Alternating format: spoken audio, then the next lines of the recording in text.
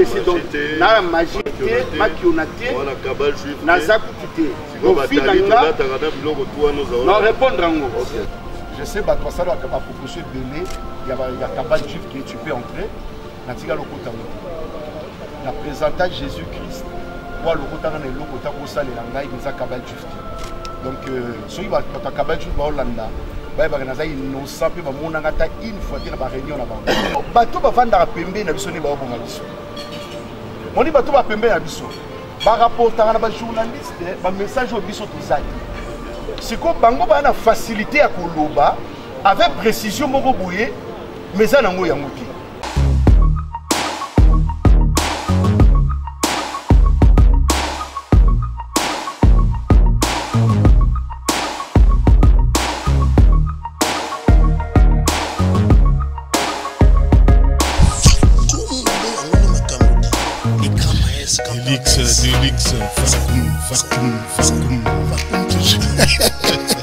Ça me fait très plaisir.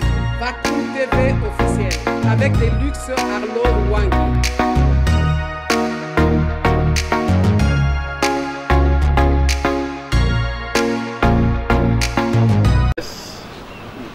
Bonjour et bienvenue, merci d'avoir accepté notre invitation. Soki toza awa lelo eza bongo pona kosolola Maïmatali 33 ans il y a ministère il y a prophète Israël Condé autre mesana robenga bongo père Condé et la conférence de presse Oyo je vais plutôt parler d'un point de presse point de presse pour Nani parce que Namituna o borotuna lelo tokosala pe moi mise au point il y a makambo ebele parce que pendant 33 ans quand même il y a ministère l'homme de Dieu a dû traverser des périodes aussi assez difficiles, assez corsées. Tokosolola nyonso wana vraiment botuna ba question nyonso concernant parcours naïe concernant 33 ans naïe il y a ministère et puis ma question peut ezangate concernant 5 ans naïe parce que vous le savez vous tous que ça va faire 5 ans que le prophète Israël Condé n'est plus au pays. Azabongo Namikili Poto, Azo œuvré Kuna, ça va faire n'est-ce pas 5 ans. Sikoyo, pour 33 ans naïe à ministère, a décidé Bongo Kozonga Namboka, pas pour la Rovana, mais pour passer Miloulou wana événement wana ensemble na bandeko na nyonso oyo batikalaki awa Namboka. Alors sans plus tarder na kopesa l'homme de Dieu moi Liloba a mekako kotia biso déjà na kati il y a circonstances wana bien que na évoqué en mon introduction mais yé a bete la biso lisusu moi lisolo yango il y a 33 ans naïe a bete lisolo il y a qui il est pour ceux qui ne le connaissent pas pour ceux qui le voient pour la première fois et pendant quelques minutes à expliquer biso yango après tokoleka bongo na ba question na ba réponse oyo yaye. Je vais juste nous rappeler que ce point de presse va se passer en 2 langues, en français, au Ezabongo langue nabiso ya administration, on va le dire comme ça, et aussi na lingala, au Eza munoko nabiso ya mboka ya biso nyoso. D'ailleurs prière nangezala que lingala eko tapé na administration, tina enseignement, tina éducation. Oui, ça l'a bien, mais ça c'est une autre paire de manches. Hein? Prophète Israël. Shalom, vous avez la parole. Loba Nabiso, moi, Kaka. Après, tout Naomi, tout Nabiso. Merci, Tonton Tchako. Merci, Bani à presse. Ça m'a pas mal dit. Presse, ils ont le 4e pouvoir. On va voir que c'est que vous avez besoin de pouvoir. Oui, nous avons un pouvoir. Le pouvoir est allié, bino. Au Bouvandi, vous avez besoin de là. Alors, comme vous avez pouvoir, nous avons la facilité à l'Oba. bien liboso na bino na vérité nyonso pour na zali liboso pouvoir pour bino peka boko katango mabe pe boko bosango malamu naza Israël Konde za kombo ya famille Israël pour na rozongo ya kombo ya ministère o epesa maki na bandi musala nzambe naza père de famille naza responsable du ministère Christ est pour tous, la maison du sacerdoce. On a responsable de Bamboula et Bélé déjà. On a quatre ministères, Zalina, pasteur, apôtre, prophète, télé, Zalina, quatre ministère. Depuis le 14 juin 90, nous avons exercé le salon dans salle comme prophète. Donc, les autres qui sont déjà 33 ans, il y a ministère depuis 14 juin 90. Nalinga qui a partagé notre expérience wana pour vivre pendant 33 ans. Natangwa Passi, Natangwa Bisenga. Na moi historique moké. Na bandi ministère, na moi Passi mi voleka. Ndenge moto nyonso bandaka na moi Passi. Nzamba sungi to banena ba groupe de prière, mais avant groupe de prière na okosana te koloba na banena bima. Donc bima aux églises ya apôtre Boulia. Jusqu'aujourd'hui, on a reconnu très bien ma vie comme un prophète, un voyant. Je suis sorti de là. J'étais au côté d'un groupe de prière à l'époque. Donc, on a bima, et ça, on a un groupe de prière.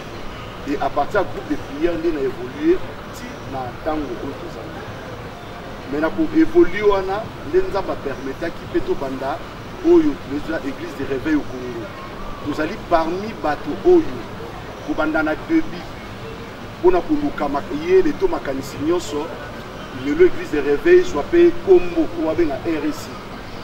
To bandaka na le mirk na debi, dans la composition le mirk na debi j'étais là, to yoko comme RSC j'étais là, et naza premier pasteur Kwazaki président jeunesse, il y a l'église du réveil au Congo. Le premier pasteur pour diriger jeunesse ya Congo dans le bandi. Et après nous comme conseiller quand on a l'église du réveil au Congo. Par rapport à moi sagesse qui na là pour travailler na moi c'est là bas. Donc moi historique que yango wana. Et après ministère et comment na moi kambebele. Et Dieu m'a dit de quitter. Dieu m'a dit de quitter. Alors pour quitter Zalaki, je me préparais pour aller aux États-Unis. Nzamba sunga mambo moi muke na bunga mananga kitasi. Mabele comment dire quoi moi passe. Moni a mabele, ozo senti mabele comme dopé kilo. Parce que domaine prophétique est à la bonga. Nzamba ko pe sope ba Congo. Ezana muto a réussir na ba Congo pa bonga. Mais ana mutu supa ke ba Congo a réussir. Muso ko ke Lubumbashi a réussir, mais mutu so a réussir. Et ana mutu supa ke poto à réussir. Mais tant que zone qui va dans la bombe à réussir, tout est dépendant de ma belle. Alors quand on a une vision, on a dit que parce que nous avons reçu sur le roi Archevêque en 15 ans, il est national, on a dit le message. Il m'a l'embauché. Alors il dérangeait Kinga, oh je me préparais pour les États-Unis. Et après ma démarche, c'est ça qui est un peu compliqué. Je me suis engagé dans un visa pour Schengen. Et on s'est dit que Schengen. Donc, tant que sur laquelle vous passez, Yangoua, na niveau ya poto. Alors, pourquoi on a niveau ya poto? Problème n'a vu que na yebi loko nzamba chakati na yebi makambo nzambe oyo abombelanga na go bombango.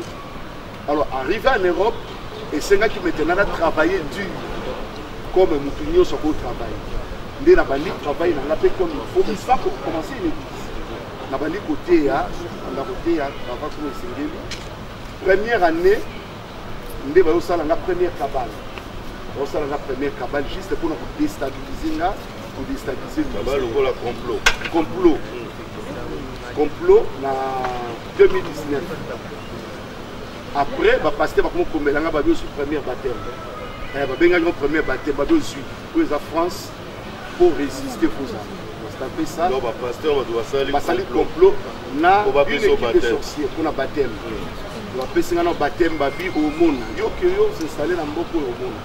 Atangi ba komba pasteur ba mata ba kwenye. Et va sala per ba église lelo ici là na ngopi. Alors c'était un peu ça, mais Dieu a fait grâce, on a continué sans pour ça, la justification internet, télévision, non, je continue à prêcher. Et Dieu nous a fait grâce dans Mawanaye, nous sommes en France, puis nous sommes en Caraïbes. C'est-à-dire nous sommes en Guadeloupe, Martinique, Dieu nous a fait grâce, je pense, Yangoan. Alors on a souhaité, on a fêté 33 ans, on a l'expérience, la génération Oyo, des Oya Lelo, la génération Tobanda Bango. Na ba ene on peut bazolanda biso ba comprendre un peu passe na biso et sengo na biso et on a appris pour répondre à la question par rapport à temps ceux qui va raconter ma première prophète na temps réveil so ba 20 na pose un peu parmi les 20 parce que okende koloba aux prophètes devant les gens ba parler du mangoti. Donc je suis devant la presse au leki na TV olobi o prophète ba on limote katana émission olobi aux anani.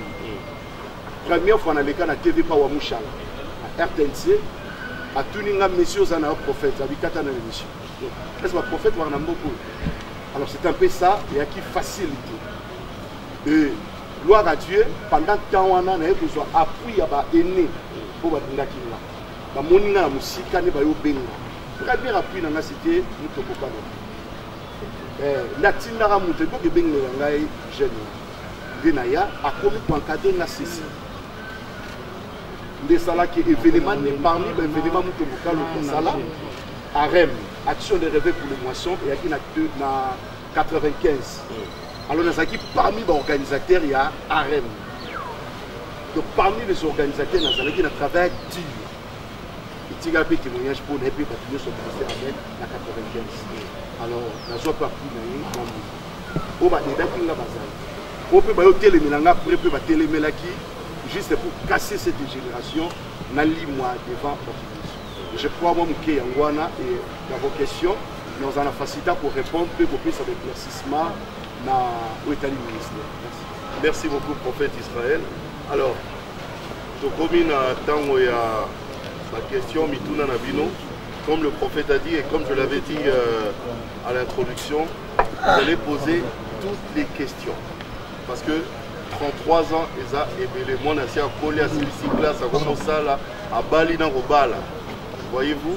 Donc vous allez poser toutes les questions. Surtout que je ne vous apprends rien. Vous savez que le prophète Israël Condé, depuis un temps, où je peux dire depuis très longtemps, a toujours été sujet à beaucoup de polémiques. Et on ne sait pas pourquoi. Donc, Brotuna, ma question, Anna, Nyonso. Vous allez juste lever votre main, dire votre organe de presse et poser votre question en français ou en lingala. C'est à vous de choisir. Nana Tuna quand même, Tuna Liboso. Prophète Israël Condé. 33 ans, Nyonso, Nenge Osali. Eza Ebele. Eza... du moins à Bali. Mais pendant les 33 ans, Yozalaka Ramout, sujet à beaucoup de polémiques, sujet à beaucoup de complots. Même que Nenge Yomoro Lobiawa, dans le communami qui a poto, après sur moi, baptême, on a créé moi complot, moi, pour au sentir que la poto va s'aganagati. Ok.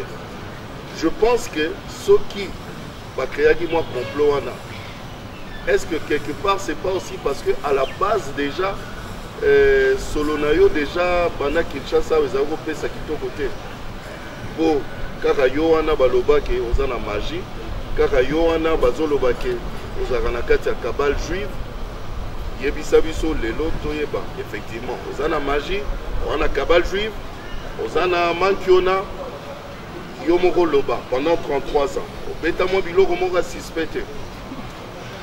Merci Toto Chapo. Je vais répondre un mot très clair. Nous avons un prophète Oyo. Nous avons mal compris. Dans le début du ministère, mal compris par rapport à un message Nayoto, par rapport à. Donc, toyaki na moi vitesse moko o batazala na moi na pesi examen le ko ndo na kati église o te nzamba lobi na ngai ezana mutu moko kombone boye aza boye boye boye peut exemple moi à l'époque na osala ngo siko bato yo bayebi akiki on limité que nzamba osala bongo donc bato ba limité ki na nzamba bato ba limité nzamba na côté ya place na opesa ba précision ya prophétie bakati na pe séminaire na kepe sa séminaire l'église na bi wana mutu moko kombone boye nzamba lobi na ngai boye na suka babi séminaire ekaka vraiment qui on était alors et ça là qui sont déjà bongo écrit à passe OK yami balé domaine prophétique déjà à l'époque et à qui n'a rêvé à vous donc tout ça le quoi élément battre parce que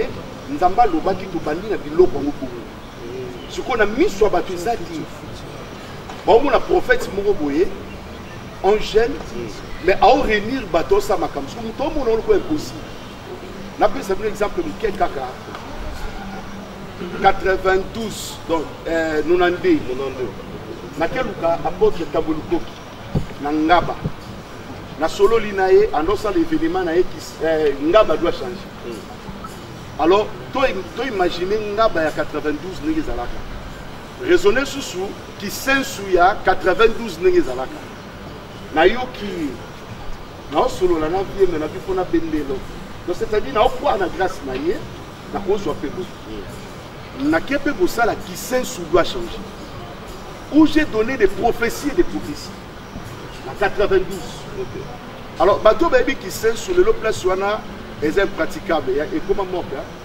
na dispensaire d'état voilà donc voilà ce qu'on a nonandé ce qu'on a bêti qui sensu doit changer ou bateau ba musicien yo yebi bazalaki ba pasteur yo yebi bazalaki ce qu'on bateau ba ou talemba limité bazo ya l'événement wana ou habit qui sensu doit changer mais il na bengaka orchestre moko cantique de cantique parce qu'à l'époque aux orchestres wapi ba mata on a tout ça là 3 jours na dispensaire d'état où tu donnes des prophéties nani en quoi ba yebi que mutu ya jeune mo sa blora boy ya kisi donc c'est-à-dire effet ya ba miracle ba démonstration ya prophétie ya kala ba croyant na ngutu oh ma vie les a vie à prier donc bateau ba yebinga ba yebi que vie na ngia vie à sacrifice et c'est donc na magie makionate na zakutite donc vie na nga non répondre ango donc c'est-à-dire na yebika Yesu donc na yebika Yesu to lelo na point de presse na tombo la Jésus-Christ comme Seigneur et Sauveur donc yé wana ni tazwanga bomwana na eloko te mais ba ko ndima ngote ke boyi na obimisa biloko na ba wenzi donc na otia na wenza matete à l'époque na osakula mama moko oteka na kisi na wenza côté ya ngunda kombone boyi batu pe ba yeba lobibisa trouble pe na wenzi siko ba otala ba bi muto sala biloko saka mutakisi alors ba vie akala ba ko tuka o bato maboko o bozoka ba ko sala donc c'est-à-dire ka ba pasteur ba apôtre o bazalé no na biloko ngoti ba ki na facilité ko bukanga avec facilité na ba église na bango pour kolongola eloko na sala donc c'est un peu ça juste un problème des batali twana kasi bo banda nzamba zoyo pamba zoyo na eloko te petit okoli na ba atana ba 25e année à ministère comment ils m'ont changé tête OK na répondre à question na bana répondre à votre question na changer moi muke OK changement na ngeza na deta les prophètes ou bandaki na se quoi faire très bien rendez aussi donc c'est mon ami donc ad comme ami parce que tu es banika wana izalaki toi vraiment ba mi akala et le lot na Joseph pasteur alors à l'époque non c'est quoi finir à Zakamu qui est mais moi Buki nanga bel homme pas normal au roule la peine en voiture à pied mais prophète à l'époque parce que Cinemax na salle on a 2000 Cinemax na 2000 le jeune au moment na Simana wana na botami il y a botami na 2001 c'est deuxième fils là on a 2000 na sali déjà Cinemax ça oh le était comme année c'est quoi il y a qui n'a aucun fait après quand ba kabale le qui a pas ministère au lieu qui mata bali usala na tawana na ke mangenge na ke su bonde la nzamba ndene o soit orientation de travailler comme un végétarien na loi moko lokola Jean-Baptiste na kota ba prière à rouler la panza na le ministère ekufa olia kama banki onyo kwani alors bimana nga wana na kati sukite na kati mandefu te siko lera bimasu na ba veste rien na reso mona bandambala ya wa pembe na kato yatinda mwana moka keso menga kutaba misima dans ma pombe la bango watu wa pembe na une colonne là tena nkapo donc ça n'a rien à voir na sorcellerie ça n'a rien à voir na magie et ça sacrifice na ko la tena ngapo siko na ko la tawana chaîne moko yo bimasika Molière alors na quel papa Molière papa comment il a une stratégie ata bien sûr soit espace na bande espace ko na Molière moto sur les kaki makasi nde sikoyo balobi voilà montaza pour botakis kaza ba trop travail mais il faut la recommandation moko ya copine pas qui nous parle pour même na moi ba réalité pas politique il y a eu quelques réalités sur place la réalité à moi zalaki na opère de notre place banda qui na soit arrangé et après na opère na qui na forum na matete bato wana okende matete bamona na forum na tonga epenza basala chapata monene et après c'est compliqué na bima wana oyo noluka place mosusu je peux avouer que moi stabilité na loi ya église ekomaki okomi l'église place boye okomi boye ce sont des choses qui arrivent dans le ministère qui vous allient alors kobima na nge ezalaki na sens wana bato bapaster bato na batikali ke na bima fana ya liboso. Deuxième réponse, les alliés, par rapport à Kabal Juif. Kabal Juif n'a qu'autant moté. N'a qu'autant moté. Batouassal va proposition belé. Je sais Batouassal va proposition belé. Il y a Kabal Juif qui est tu peux entrer. N'a tiga le côté moté. La présentation Jésus-Christ. Ou le côté dans le côté où ça les langailles mais à Kabal Juif. Donc celui qui va Kabal Juif va Hollanda. Bah bah na za innocent pe ba mona ngata une fois te na ba réunion na bango donc na zalati na kinda peti ni na ordre moko na tiga lokota te troisième question c'était quoi je pense voilà donc qu'est-ce qui fait que le miracle il y a chaque fois miracle là qui baza pour interpréter ba to bazo interpréter parce que ça la de la bango ti nazo croire na miracle à 100% la manière pour accepter que ça la gêne au sali na 5 jours au sali ba jeune à sec na la ndali banda 40 jours 40 nuits. Donc je suis un homme de sacrifice ya makasi. C'est ça ma vie. Oh ba to éviter. Donc vie na ngeza vraiment vie à sacrifice oyo je ne sais pas comment je peux dire. Lelo ba montagne mangeni ngekono. Lelo ba lusizila ba campis. To ça moi ba to liboso ndimi tiki ndamuna. Matana yo kuno ke vanda. Pour y coller le coin. Si quoi, ben on sait un miracle makasi. Pourquoi accepter en côté? Papa les joie kaka, non le kaka Cinemax, makena sali bene. Cinemax kaka, batu baye. Koka telemi na porte. Na porte. Si quoi yo, koka ngoye mo ka douter na ngana. Quand wa telemi, ayibisi mwasi na ya bi bato ba watamashi. Soki na koti na kovanda. Comme na telemi kana simba ke lamba na ye. Tobima bayoka mate ya tiba kinda famille wana babenga après 2 semaines ba vivre sur ma collision normal to aro kuzonga ko donc bato bayaka vers biso et mo bandima biso na mote mais bazo tenter na baye ba miracle ngwa zo loba ya kandenge ni le même pasteur parce que on sa réunion ba pasteur ba roya bangonde ka bato liboso ba hotel le ko ba ndima te. Prophétie avec précision, on dit, dans la Bible, Jésus a mettre sur le plan prophétique. Avec Yo Kombono Boui, dans Jean 4. kombo na obo akuna mibali boyi okuto tiki kuna za yuti siko nzamba kotanga na dimension ya genre o solo la mtu obi ke mondo za wana mibali boyi kutu ozo tokela mai za yuti nzamba lobi na nga boye boyi sotana obeta ngwa public bondi mateke za bongo ya obande ko kolenga na pictures makio na jebisa bien ali moko ba prophète a télé na ça fait longtemps parce que to banga nzambe makio nezali fabrication de miracles o ezana ngoti dona yebi loko wana comme ezalaka na ko fabriquer miracle mais lelo ezana una facilité comme théâtre donc faut honorer Jésus qui m'appelle. Merci.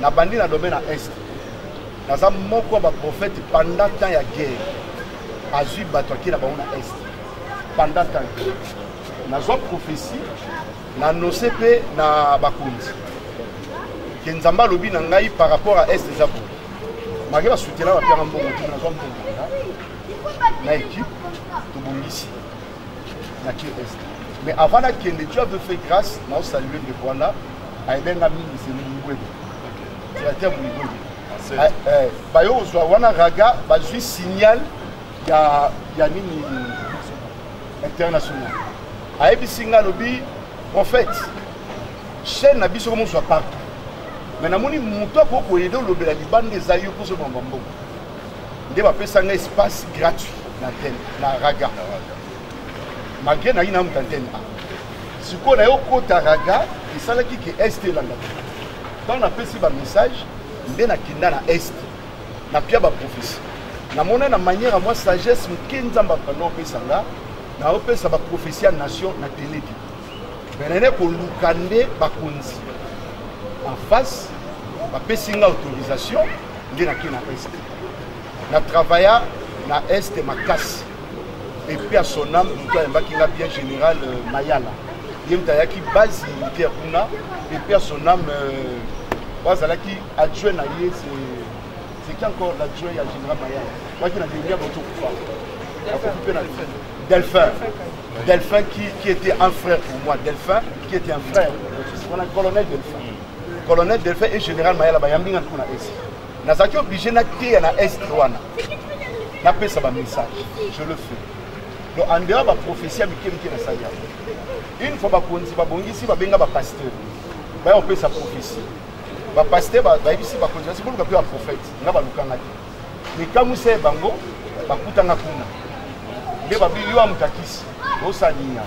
donc bref, on a en secret. 2006, c'est l'élection. Voilà. Donc le lui, c'est mon frère. 2006, c'est l'élection. On appelle ça aux prophéties. Dans le lobby, il y aura élection. Je suis sans problème. Ngaï, na plateau, na fait maman Libambou, la prophétesse Libambou. Mouton, tout n'a pas question pas koufa. Pasteur Toku. Na Sango Malam. Avec prophète. Bah élection kozalate. Pour moi, quand tout le monde est qui na lobby, na fait sa prophétie à la nation, na télé, mais les n'opis. Moi, quand on a na élection. Et pour ça, pas longtemps. On a fait la précision tout na télé. Alors après, on a fait la menace. On a fait la menace, on a cassé la finger, on a dit l'élection, on a fait la menace. On a fait la menace, on a fait la menace. Et ça, c'est un numéro qui m'a dit on a fait la menace. Donc c'est un peu ça, on a fait ça. Bitumba ya ba Congo. On a fait la précision. Bitumba ba Congo et Indi. Et comme il y a un problème à casser, là-bas, Congo, il y a qui. Maman dit qu'on dit qu'on peut moi à l'époque, mais il y a qui compliqué. Et Dieu m'a dit de partir. Na me makinia. Sikoyo, na kendeni. Na ke okuta na bakuti. Alors moi quoi peut s'en faveur parce que au beaucoup de prophétie. Il faut porter mon refondement là. La salut peine de rentrer à fond la porte. C'est le général Rams. La cité comme on est dans la porte. Azalaki mokonzi kuna na babo nde na kota na fana na liti na sala musala comme il faut na déclarer la ville mobile batiba gouverneur na sali ba déclaration et gouverneur ayambinga mais mukile ebiti wana tu as domaine la prophétie donc na sali yango ceci parce qu'il y a une nation faut respecter nation il y a qu'à faire sa prophétie. Donc dans le domaine de prophète des nations, il y a un domaine qui a Jésus.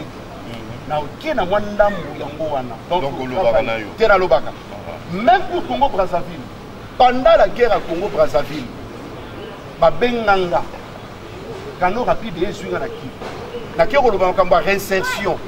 Wana ba problème ezali na problème ya tuni. Wani chef kuna. Na kenda ti côté kuna pour porter la paix. Mais tant que prophète a Aoka na Congo Brazzaville. Que ba konzi à Congo Brazzaville ba bi prophétie quel est ton message? La sala yango. Na pesa lo na lo na ba réinsertion, yé kuna pas prophète, maza leader beaucoup. On peut faire quelque chose dans la kutana na yi. Donc na sala biloko wana na ndima ba risque na vanda.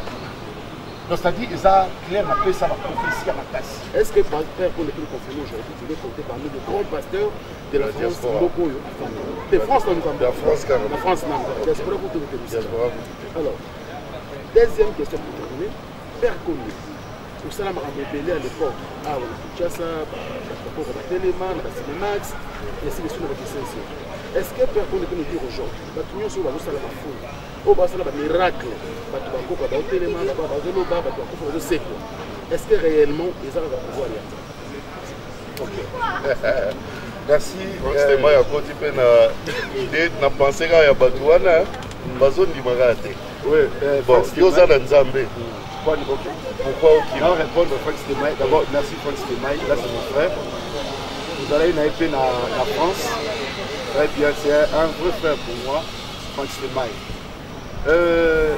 Yesu akimaki moi na botami ba doki en Égypte Yesu tu va même en Égypte fa ba kimara ta kuta famille na bango mais ye ba memi ba kimi se ba bi Hérode anga Salomon asala mwana mabe doki misai ba pasteur oui na répondre pasteur pourquoi pas na poto na ko na zapika poto so na milongoli les simbati na zaka compter parce que on a coupé déjà na coupé de l'église de Réveil mais na peka conseiller peka na église déjà na moi dans la salle ça ba événement minene pe na poto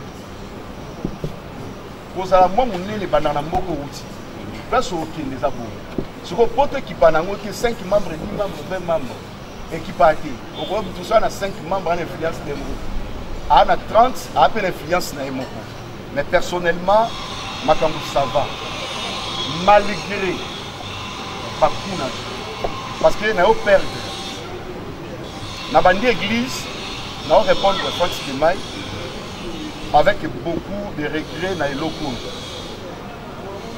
2019 basani na kabal ya ba audio ezalaki na septembre ba audio moko bimaka ba olobelanga mabe bato ba oloba alors bato atambwisa ba audio wana na ba église et bando pe ça ce témoignage na nga sur place yo komi poto mais ba bomi yo wana na ba église siko ba audio so tambola prophète wana andoki prophète wana magicien c'était comme ça alors celle qui est Nairobi non dans le Canada France na Belgique sur le bien qui va na Belgique non ba na église pour na moni moto e bandi ko ba bien sa premier baptême na moni ke wewe bomina makambo ba ofinga yo ba menace bino bozela bino kindongila bino kisa après Covid benzamba ebisinga bandas ko musa sur la zone de France na bandi le 14 juin 2020 na bandi 14 juin 2020 na salia na ofuta 2000 € par mois sotala yo ke banda mais na salle ya 2000 €. Na résister na salle wana bato bakomi ebele. So na bi ebele na Saint-Denis, bato ebele. Wazo wana okelenga déjà deuxième kabane. Ngati na okelele, mindele bato mwindu bato nyonso ba oya na église. C'est la première église qui a 14 heures. Na poto ko prier 14 heures, poto nyonso na misala. Maintenant na signé 14 heures. Bato ba ya kepi. Qu'est-ce qui s'est passé? Mais on a préparé Siloé 2021. Nde basalenga sko kabali ya ba audio ebimaka na 2019 à complicité de plusieurs pasteurs et quelques pasteurs na ebi na ça met au Japon na ngo pe na pasteur moi c'était pasteur ya Matete Mutaza parmi bato pe asale kabali wa et je le connais très bien, je l'aime beaucoup mais c'est lui qui témoigne mal pour moi là vous comprenez na voyez biso benga ko ba ku mona alors ba créer ce ko ba zui ba tu mususu ba sangisi bango bafuti mbongo na bainternaute babi boboma moto oyo papa no yoka soni te ya yebi aye utabenga na yebi te albi opprobre tabisi loko tosala émission na poto abi basalir yo makasi sondo basalir congolais ko biso poto so basalir yo bongo dima église surtout na Paris Paris que ça mboka mo za compliqué batu bena ndo bi église oleg église mata comment déjà pasteur en pasteur en ba ya na ba insulter déjà ba nyoko mi déjà na ba déception akala ba pasteur ba yoka ba kanisa ki mutu malamu ba nzaki o mutu malamu ayi OK yende kutumka mabeli susu tala ba sa église c'est une volonté en Nzambe nda pesinga ba antier na mileli lelo oyo Dieu m'a fait grâce ya rejoindre place na ngamo mais na Caraïbes donc place bo finganga Nzambe OK tombola nga côté mususu église là kuna Congolais zati na témoigner vous louer na louer c'est une faveur que Dieu m'a fait na Caraïbes là ce Congolais zati ba mona lingala so lo bana lingala ba yo côté siko batu nanga ba Congolais ba kiminga peut-être après interview oyo Nzamba permettre ba Congolais ba zongela nga kena na innocent batu mwana batu ba zongela bango nga na chrétien là c'est église ezali baya basambela Nzambe wana bikisaka kangolaka afungula ba via bato afungula so na minute no préfère kuna bana nga na Guadeloupe na pas dire nga kutumana aha d'accord alors deuxième question qui oui, maintenant répondre à nous. Et fait à Makiona, c'est l'histoire vraie. C'est l'histoire vraie. Quand on n'a pas Christ, quand on n'a pas vrai Jésus, quand on continue la vie charnelle, on met ça dans la publicité sans Jésus, il faut qu'on t'en a parce que les loyaux, bisoto beaucoup amis, babon qui va y intercesseur na à podium. Vous priez Jésus.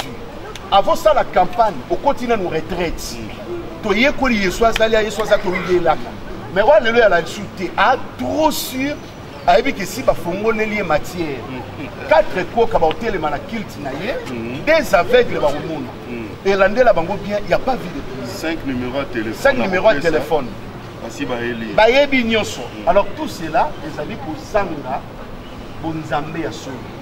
Moi je prêche le Dieu d'Haïti Nabala. Je prêche le Dieu de Bolia. Ou à Batisanga na Maï. Na Autriche raté. Je suis devant la télé. Na Autriche raté. Na Ovanda. Soyez le nom na Zui bien. Apôtre Paul a dit, je sais vivre dans la 17 et dans l'abondance. So na ana na ngote na Autriche. So na ana ngo na yebi. Na yebi olala na kuzu na hotel mabe. Na lala na kinza envoyé na hotel mo mabe. Mais lelo na olala na hotel different. Donc c'est-à-dire na yekoli olala na kinza envoyé.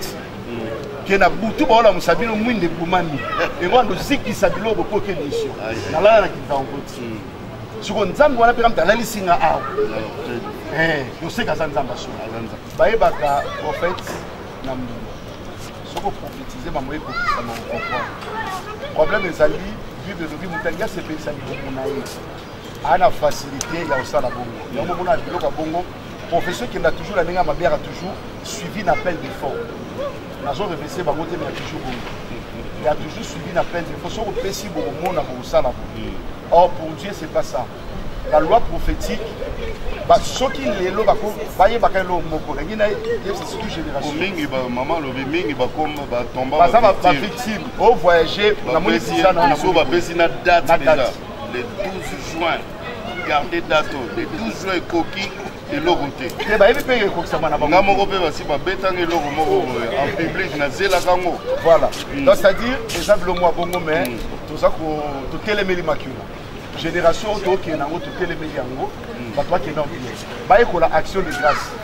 Action de grâce c'est ali. Si vous avez un problème, à qui en a le lot. Ce que Simbi. Si mandaye ça l'action de grâce. Bon le prophète de Beba Olala. OK.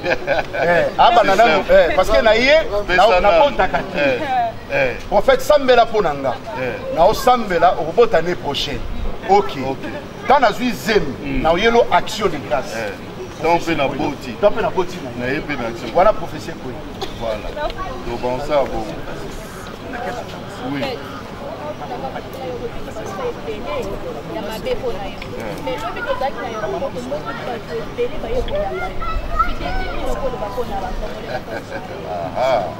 Merci beaucoup. Bon, une dernière. Hein? Non, mais on n'en finira pas comme ça. Non, s'il vous plaît. C'est fini, c'est la dernière question.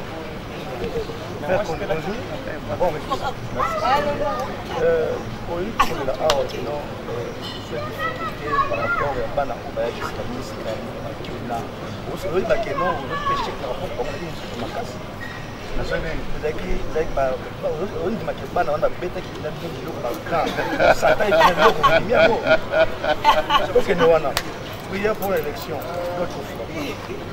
Le choix qui quand même, pour la cité. Madame Daïd, belé, le choix qui mais situation de la stratégie mais choix par rapport à la sensibilisation,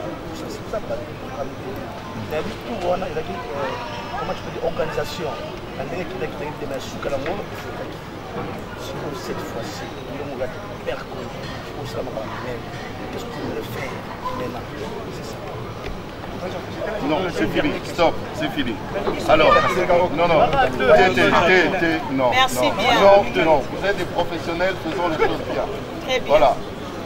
C'est bon, on va organiser des émissions et vous allez le recevoir. Parce que ceux qui continuent dans plaisir, comme à 1h30, ça se fait pas.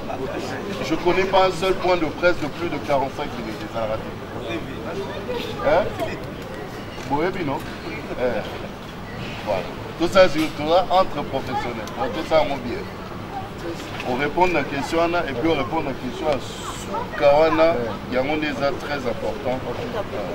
La minute, on va répondre. On a une faveur, Papa Tchako. Mais on va répondre à la question combien on va répondre. Si il y a un coma, on peut dire minute on va répondre. Alors, nous allons répondre à la question. Il y a Nego Aloubi. Avant, c'était une personne. Qui a. Pourquoi bailler? Moi, je peux répondre malgré tout ce qu'on dit sur vous. Moi, ce que je peux dire, on fait sa justification à ma belle rapport sur Internet. Et Zalaka Kabouni Bouma. Nous avons même témoigner pour nous à temps secret. Ministère Nanga, Tonton Djako, na mona wera comme Joseph. Ok. Joseph, bakanga pinane lamba. Ya moi ça Potifar. Pena ndako Potifar. Non loin ya chambre ya Potifar. Et ba juge ba condamné 20 ans de prison. Donc na loi penza za condamné parce que bazala ba preuve tangible que lamba et ça la nina chambre. Donc na moko ba prophète o ba kolobela mabe bezanga. Et en plus ma conde peut passer béni avec le même nom. Alors trouble wana nyonso et salama est béni. Na eko pe sa ba justification que voilà ba eko yambanga fidélité malgré tout ça malgré les cabales on va pembe na ba yiki ba toi ba ko salama. Donc c'est ça. De quoi le biso une choix qui je pense pas qu'il y ait choix qui ngai raté. Donc et à qui activité na sala qui je pense l'activité bateau na invité qui nous les bêta makas. J'essaie de saluer Patrice Mouyaï. Non, le ministre de l'Action. Patrice Mouyaï. Je saluer Mouyaï. Excellence Mouyaï. Il y a un Samboula. Il y a un Samboula devant porter un prophète Ouzad. Il y a un Samboula, mais Ayaka. Godin Poyi, mon frère, Bayan. Donc c'est-à-dire dans chaque événement, il y a mon aîné pour leur préparer l'élection. Le gouvernement parti dans moi bateau. Donc il a raté ici bana. Attends les bêtises jamais. D'attendre le bataille retard mais il a raté. Donc il faut nanga avant de vivre. Voilà. Par rapport à des questions il y a Bron. Le loyo koya nanga na Kinshasa les a pour relever défi prophétique. Pour relever yango pour qu'il n'en ait pas. Si on a le prophète des nations, nation défié bangoté mais on a eu ça bango. Qui tous a parmi les premiers prophètes. Ceux qui sont bomi biso makasi, oh tout est compliqué. Bah on peut bailler n'importe de quoi, bah bêtis biso pinza oui. Moi j'accepte parce que faille internet n'a pas stratégie n'a pas makasi. Pasteur a bandé église moins de 6 mois à 2000 membres. À respecter aussi. Ata beaucoup de nzela ku to longolo na nzela na batu. Lelo ba sa ba stade ba za ebele awa na tanga ba kombo na bango te mais bazali bana. Na biso ki baka oluka biso na ndako bana on eloti Mais les lots dans plein internet, na makiona a joué un bon webélé parce que makiona foutara. OK. Makiona foutara ma casse. Après ton appel église na seconde. Parce que à petit professionnel ou ta joueur mon papa bon payé à salipé. Donc nous avons respecté les bisous. Bah on a bisous suppose bah vie les pères au choix. Parce que les lots de la génération dans la Koloba et belé les lots peut bazar à bon monter et belé peut pas perdre. Mais on peut bazar en vie. Bandima on sous bisous parce que bah mati tellement macasse.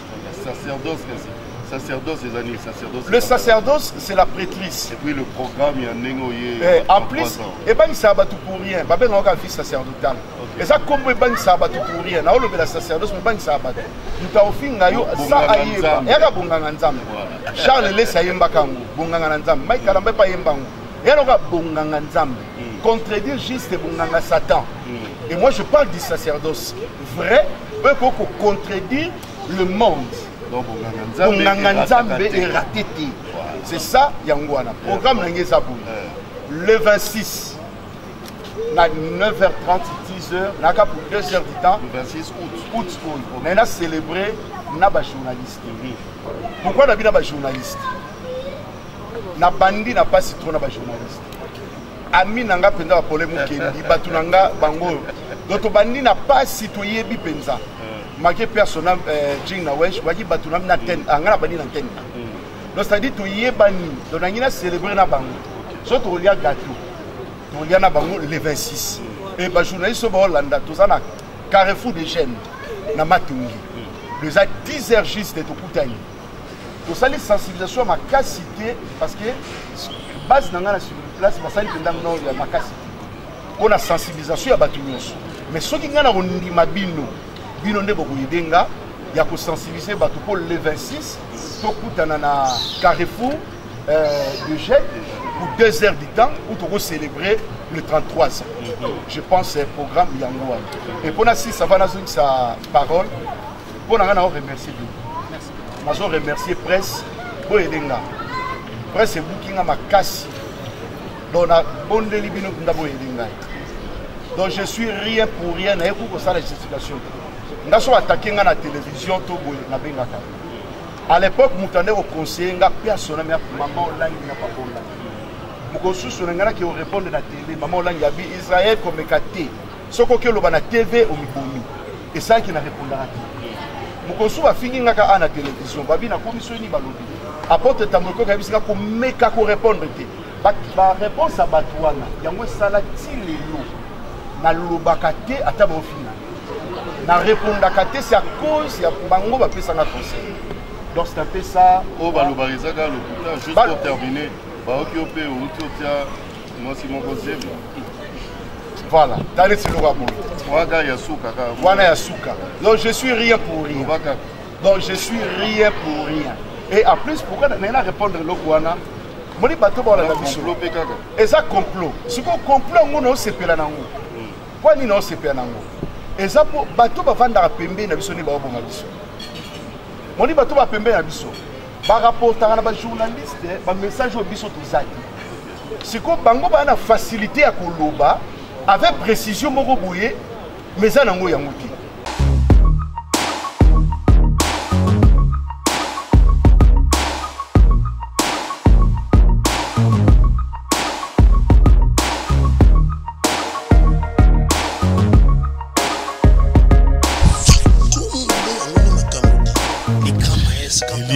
Delix, Fakoum. Ça